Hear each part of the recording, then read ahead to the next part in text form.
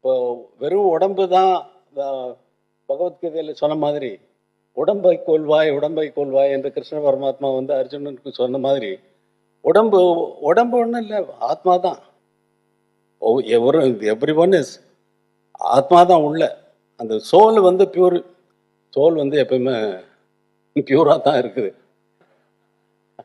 அதுக்கு மேலே இருக்கிற சமாச்சாரங்கள் தான் வந்து அலைகள் மாதிரி போட்டு பிரட்டி எடுத்து அலைகளாகவும் நுரைகளாகவும் துளிகளாகவும் மணலுக்கு வர்றதும் போகிறதுமாக ஒரு அலையும் வேற ஒரு அலையே.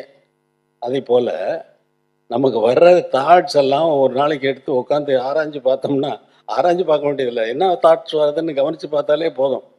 அது வேற ஒரு அலை தான், வேற தாட்டு தான், ஒரே தாட்டு வர்றதில்லை.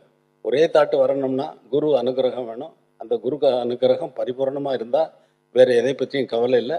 எந்த அலை அடித்தாலும் நம்ம